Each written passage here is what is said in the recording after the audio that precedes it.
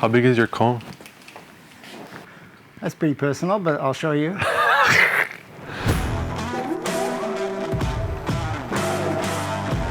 Hi, I'm Paul Brodie. We're in my shop. Mitch is behind the camera. We have a guest today. This is Thomas.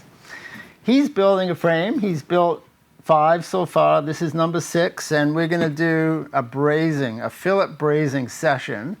And I built this little, well, I tacked up this bunch of tubes, and we're going to do a couple things. We're going to do the top tube and the head tube around there, and then we're going to work on the bottom bracket. So what the sequence is, I believe, I'll do some brazing, and then Thomas will do some brazing, and I'll be looking over his shoulder and hopefully helping him along a little bit. We did this once before. This is the second time that he's been here on our video. We did silver soldering last time, and I think that was a success, and people liked the interaction and me saying a few things at the right time. So we'll see what happens today. Thanks for tuning in. It's always good to have you here in the shop. A couple of years ago, we made a fillet brazing video, and I watched that last night, and there's a lot of information on there. I seem to talk and talk and talk. So we're going to have a slightly different focus today. We're going to talk more about the technique of making the bronze flow.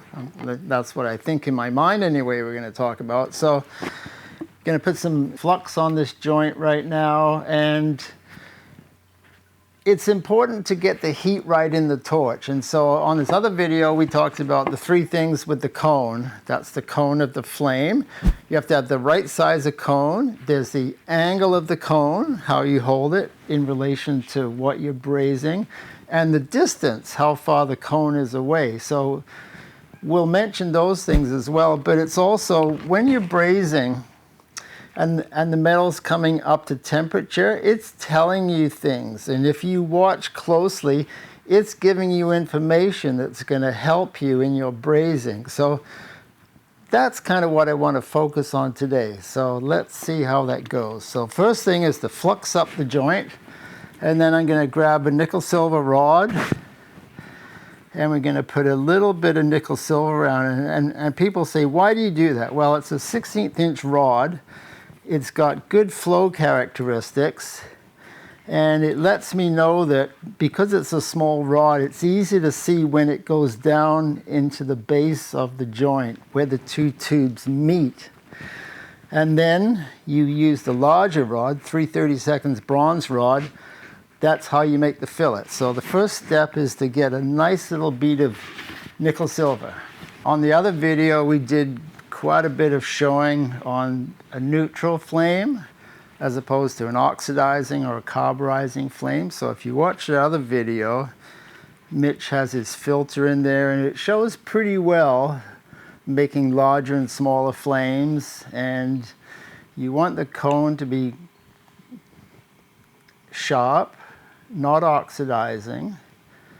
And so it shouldn't have a hiss lest the flame gets really big. We don't need a really big flame here.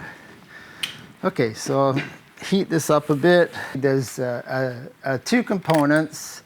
In between the tubes, you want a vertical component, and then there's a horizontal component. And that's how you aren't fighting gravity. On the nickel silver, when you're putting on a small amount, you don't necessarily have to have things perfectly horizontal or vertical. You can just make it work because it's not much metal. This is a pretty thin tube, so I need to be careful. And as it comes up to temperature, you watch the flux. It gets a little bit glossy or opaque, and that helps to tell you when it's coming up to temperature. So I'm watching it. And you want both sides to come up to temperature at the same time. That's where experience can come in. So I think we're getting close now. And if you touch the rod, there you go. See that? It's the right temperature. So we're just going to go around. Can you see the nickel silver wicking? It's flowing. And after you finish the braze, if you look at the flux, it'll tell you some other things as well. If it's a little bit brown, it means that, well, you got it a little hot, maybe not bad. But if it's black at all, you've overheated the flux. You got it too hot. It doesn't mean the braze is no good, but it's telling you that you weren't careful. So this is flowing quite nicely. And you just want a little bit of nickel silver. Can you see how it flows nicely? And I set the park stand here so that I can move it this way and I can move it this way. And it'll stay where I want it to. There's a little tic-tac here.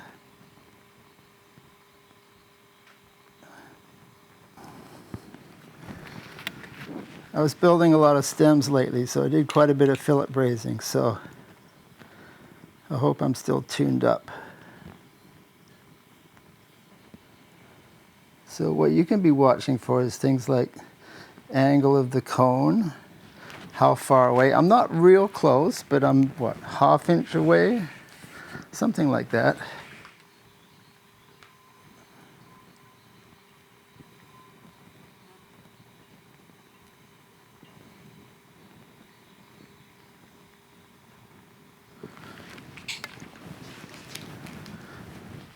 So that's a nickel silver pass, 16th inch nickel silver.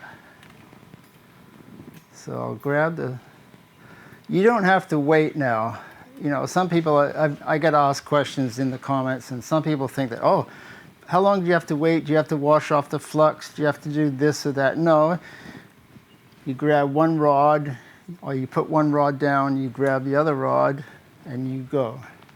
Because in frame building, you have to make some money, and if you allow it to cool down and then you heat it up again, that takes time, that takes oxy-acetylene, so you don't want to do that. You want to just go right onto the next stage, unless it's coffee time or something. That's different. So I've got a small, it's not a huge flame, and it's a neutral flame. You notice how I'm holding it now? I'm holding it like a pencil. There's different ways you can hold the torch. This is like a pistol grip. And then what can help is that you get it up here like this. You can put the hose over your shoulder, and then your arm is down by your side. You don't get such a sore shoulder, because if you do a bunch of brazing and your arms are up in the air holding the rod and the torch, you can get sore shoulders. I do a little bit on one side, a little bit on the other side, because when you focus the heat on one side, it allows the other side to cool down just momentarily.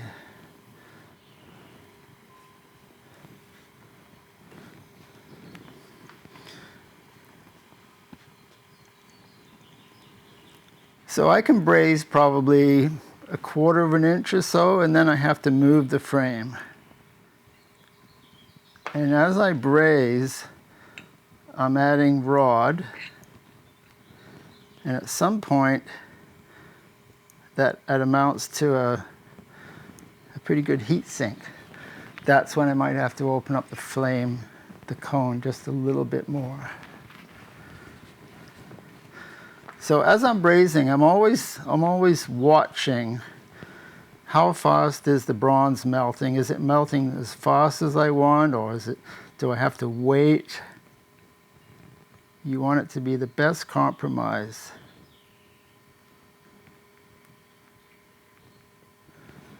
There we go. And sometimes what I can do,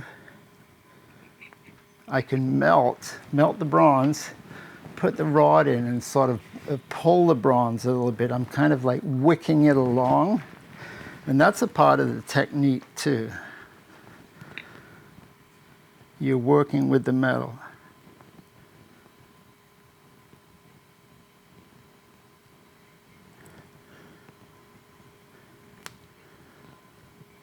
And you're having patience.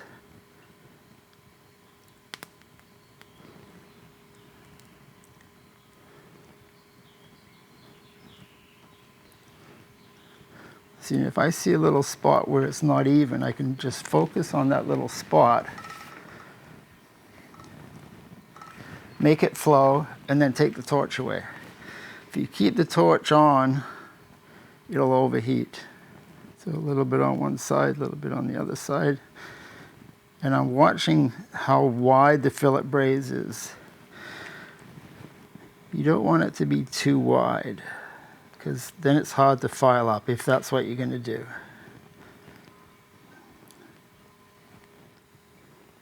Can you see how the cone is very close? I'm really focusing the cone very, very close.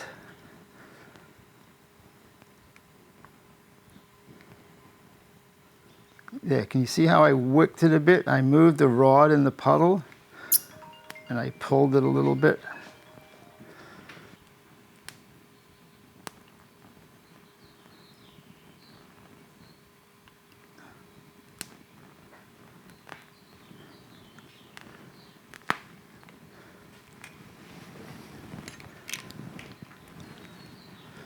Okay, we've gone around 360, so I can be happy with that. Okay, so we're going to get some preheat going here now.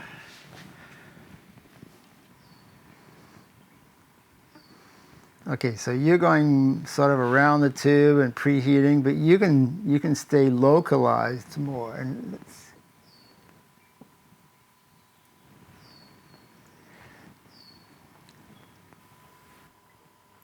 yeah, the head tube's still not up. okay, so what happened there is that the nickel silver went onto the top tube, and it adhered, but the head tube was too cold still. So when it, there we go. yeah, you got to get it to flow there. So, and you got quite a bunch there, so you can flow that around, because that is a little bit of a blob. Yeah.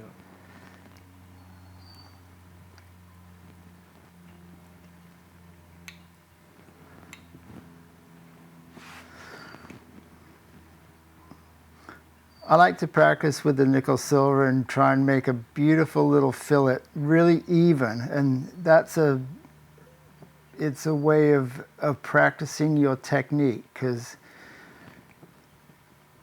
it's easy to just pile it on there and have a few blobs here and there, and it really doesn't matter in a sense, but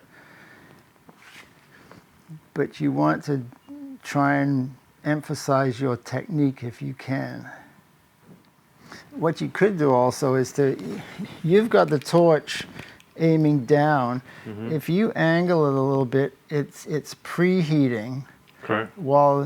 And so you can melt it here, and then it's preheating a little bit. Sure, I think I gotta change the angle a little bit. Oh, maybe not.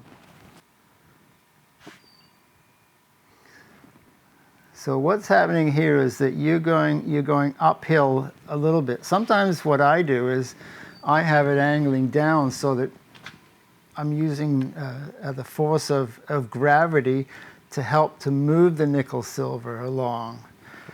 So it's just a little bit of a different technique. So if you're there now and you're going down, Okay. you don't have to really change that angle. You can just flow it down, and then right about there, you can alter the angle of the flame.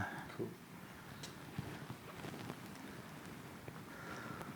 So you won't need to add any rod. And what you want to do is you want to heat up the area where you want the nickel silver to go to. So you can be heating over here more.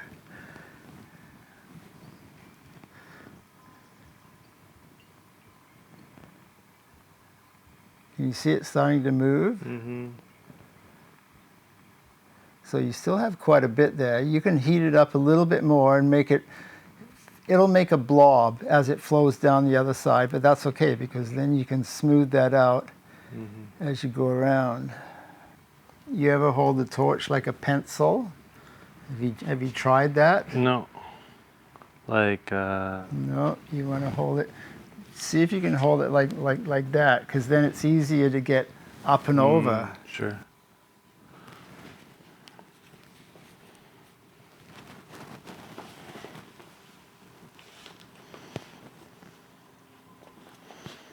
Yeah, that's cool. I often alternate back and forth in between the pistol grip and the pencil grip, pencil hold. Okay, see right there, you got that little blob right on top. Okay. Here, I'm going to move the frame a little bit over there. That'll help you to flow it down because you'll have the gravity helping to pull it. Yeah, that was flowing. Okay, so that worked. Yeah, for as much as I should. Okay, so what's happening there is this tube is getting a little bit too warm, and this is not quite as warm. So I could see that the nickel silver on the down tube, on the top tube, was getting a little bit too warm. Okay. And you've got the cone pretty close, which is what I do for the fillet brazing. But when I'm doing the nickel silver, sometimes I'm back just a little bit, maybe at about 1/2 inch. Yeah, you were. That's true. Okay. And so that it spreads the heat a little bit more. And then if you're spreading the heat more, what you want to do is to aim a little bit more at the head tube, because the head tube is going to take a little bit more heat. Yeah, I think it's flowed in there now. Okay, so you can see how you got a bit of a blob there? Yeah. Maybe you can flow that so that comes over to here. So you want to be heating here and then allow that. Let's get the angle a little bit better. And if you come around here, why don't you come this way? And that'll be easier for you. Flow my blob that way? Yes, yes. Sounds like a plan.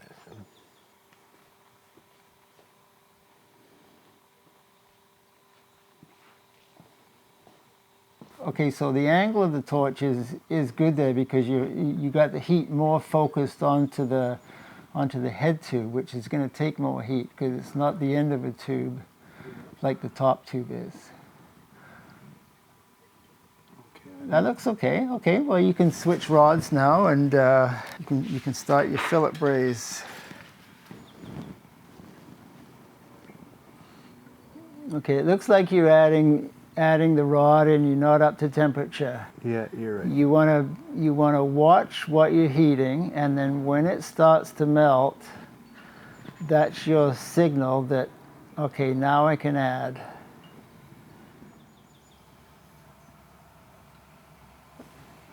See, it looks to me like you need to add some more right up in here, because you're adding it onto the head tube, but then didn't see you adding onto where the top tube is joining. Okay, and it also looks like you're starting to fillet braze a little bit downhill. So you need to, every 1/4 inch or so, you have to make an adjustment on the frame to keep that.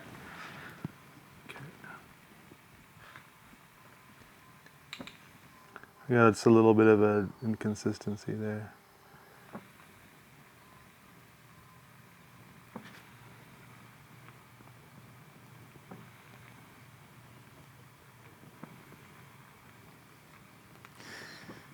Okay, see how it's getting to be a little bit lumpy now? Yeah. That means that you don't quite have enough heat. You need to keep the torch held down just a little bit longer, like not a lot longer. That was, okay, now it's almost on the verge of being a little too hot now. Okay. It's a fine line holding the temperature just in that range of melting and not melting, and being able to flow it and not get it lumpy. It's not easy.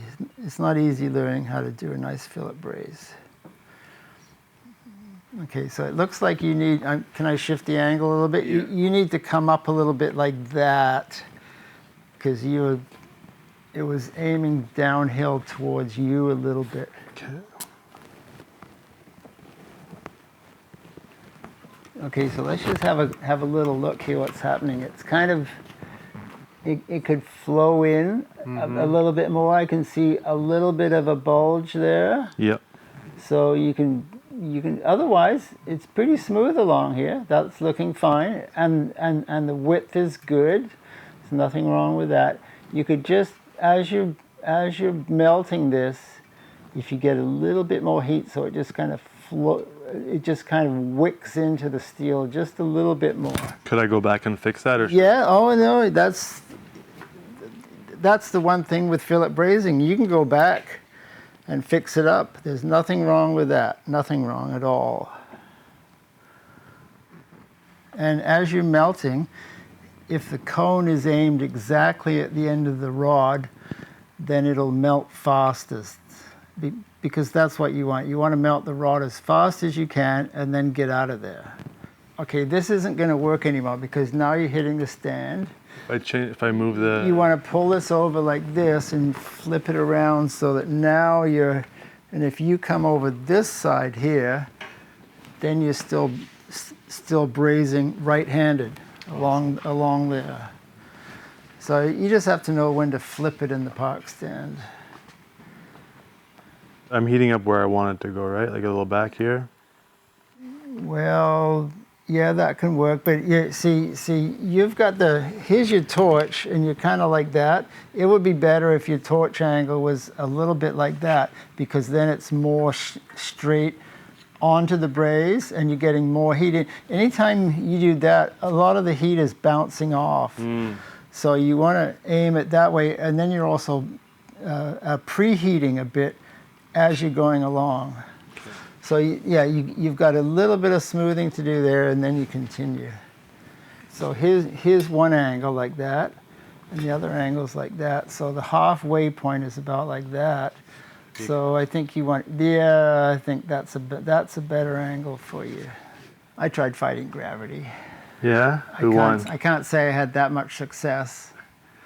I mean, sometimes, yeah, you can. You can sometimes if you're in the mood and the stars line up, but gravity's pretty powerful. It seems like you have the rod hanging around a lot, and then you're melting it. I think that I bring the rod in and melt it. After it's already up to and melt it a little bit faster. Yeah. So it's just a little bit different of technique. Well, I think yours probably works a bit better. Mine, it's not flowing as nicely. Well, I noticed that it takes a little while for you to melt the rod, and then if you got the metal, if you got the fillet braze a little bit more up to temperature, and then bring the rod down right underneath the cone, it's going to melt faster.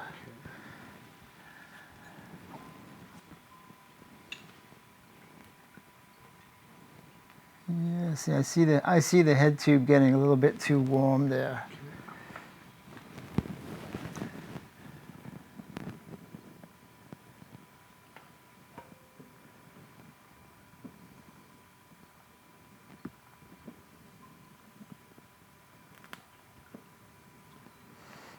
Okay, so the rod going on there is a little bit on the cool side. Do you see how the rod didn't flow out? Yeah. See, there's a lump there? Yeah. That's because the rod went on a little bit too cold. It didn't flow in.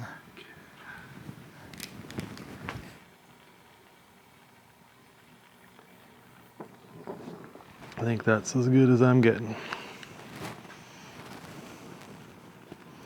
All right, we're back and we're doing a little side-by-side comparison. And one of the things that I noticed right away is that you can see from the darkness of the flux around here, when Thomas was brazing, he put quite a bit more heat into it. And you can see that, I don't know if his flame was a bit dirty. See all the black on top of the fillet braze?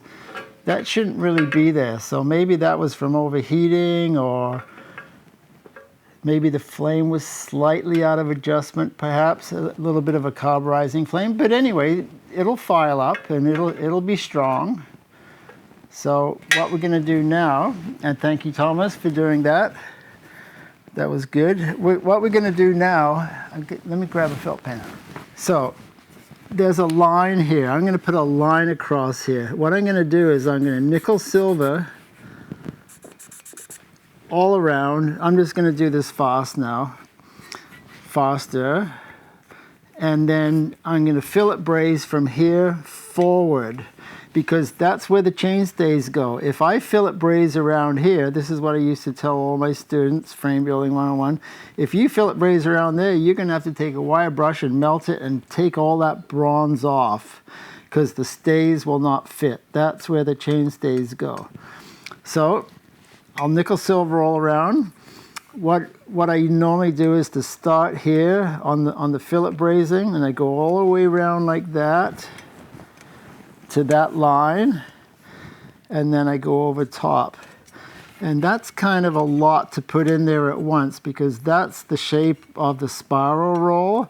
So I usually make a smaller pass first, after the nickel silver, and then I do the final pass. So that's where you need extra in there, because when the spiral roll goes in there, if you don't have enough, you can't file that up. So that's the next thing to do. Thanks for watching. Yeah, see how I got quite a hot torch here? It's a different technique, because I got to be, see, so I got about, I don't know, 1 inch, 3/4 of an inch. Look how fast it flows.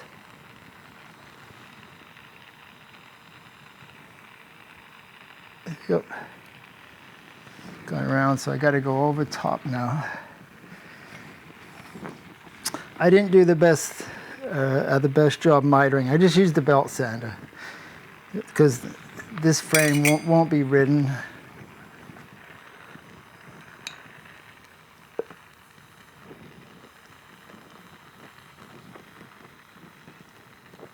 Yeah, pretty hot flame. I'm going to see if I can fillet braze with a flame this hot too, just for fun. Remember that felt pen line? You can barely see it now, but that's where I'm starting from. I'm not going to put any fillet brazing behind it. Start right there, go all the way around. See how I'm melting it? I put the cone right on top of the rod, and then I get out of there.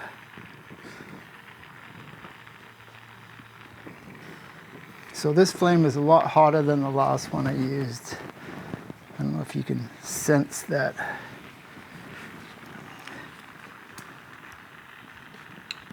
Okay, so you see how I'm melting the rod and then I'm moving the rod. So I'm kind of dictating where the flow is going to go. Hopefully that makes sense to you. So see how I'm melting it, and then I pull the rod a little bit, or I keep the rod in there a little bit longer. So I hope you can see how I'm melting the rod, but I'm moving the rod at the same time. I'm moving it to where I want the line of the fillet braze to be. Yeah, I've never done that. I think it shows up a bit better now that I've got a hotter flame. It didn't show up as much before. So this is going a lot faster than the first fillet braze I did. The size of the cone makes a big difference. Okay, so now we'll go over top. I'll see if I can do it. I don't know if I can do it in one pass. We'll see what happens.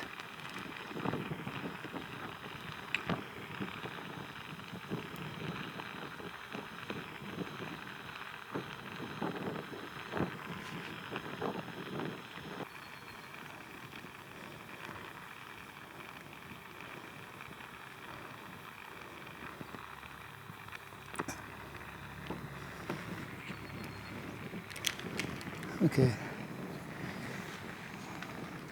It's a fillet braze. I'd buy that. You're up, Thomas. Okay. You can show us your stuff.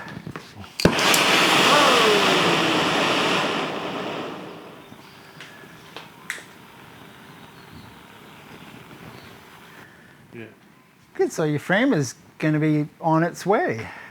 Yeah. Right on. This is frame number 6. See how long it takes me to get to how many have you done? Well, me and the guys, you can't really say that I built all those frames. That doesn't work like that. Okay, so a little bit wide in that, but it's okay to be under a fillet braze. I start right there. And you go around the bottom of the down tube? Yeah, go around because that's where the stays go. Yeah. So you don't want to have any braze on this where the stays go. And how you're holding the torch, like a pistol grip, Yeah, that's not good. you might want to alternate sometimes. You know, sometimes hold it like a pencil because then you're using a different set of muscles in your hands and Yeah, you're right. help stop fatigue setting in. So you want to make sure that you get enough heat down right into there. Yeah, get some heat down into here.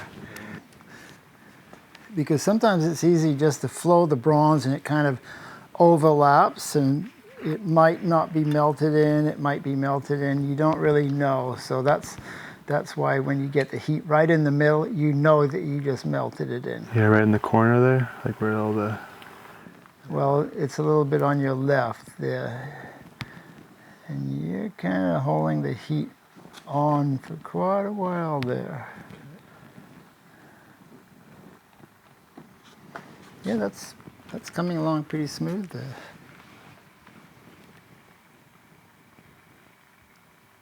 Come on.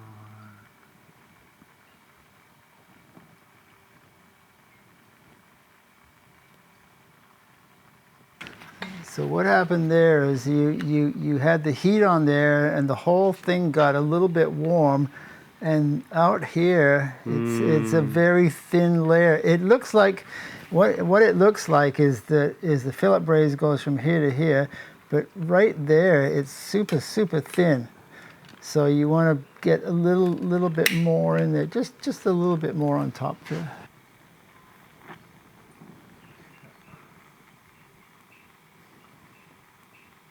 I like this pencil grip too. You can get a little more like more angles with it, I think. Yeah, it's a different angle and it works for some situations, especially where you need to be up high, like if you're brazing up a dropout or something like that. Yeah, when I started working for Rocky and I started realizing how much work goes into each frame, I really thought to myself, what have I got myself into here? And you stuck with it. There was a period of questioning.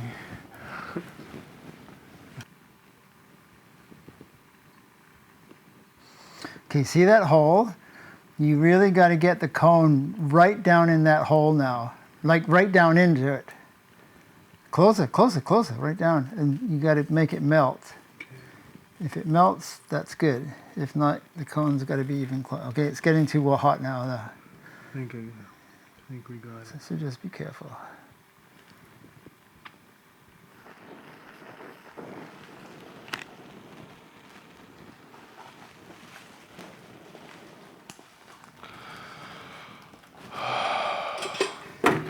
You got that? I think so. It's a little low in there, but I think I can live with it. Yeah, that could fine. That's it's not super low. You can probably make that work. That's nice how you went over top. It's pretty smooth. Cool. You're coming along, Thomas. Thank you. We hope you liked this video. We hope you learned a little something from it. I learned a little something from it. I think Thomas probably learned a little something. So that's a wrap basically for today. And Mitch and I like coffees. If you buy us some coffees, helps the flow of the channel very much. Thank you, Thomas, for coming on. And that was good. See you next time. Take care.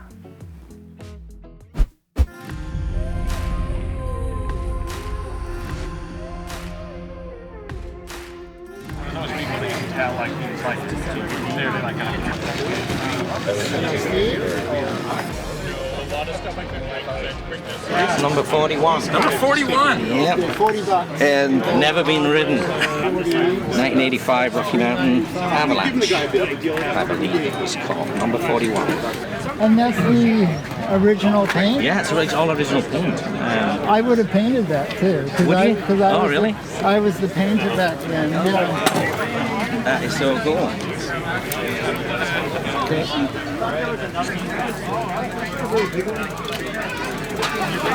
Awesome.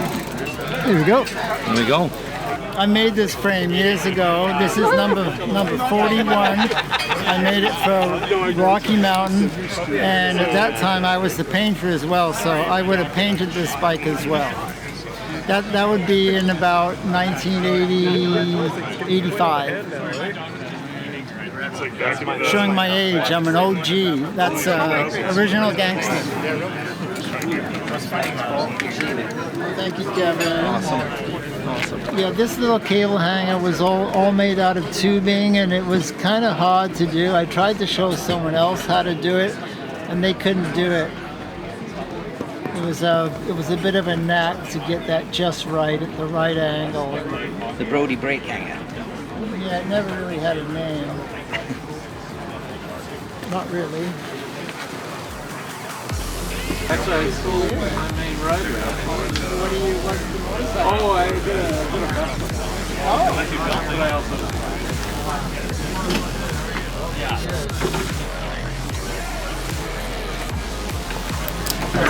Hi, this is Mitch behind the camera. I'm not Paul Brodie, he is. So we ripped it up.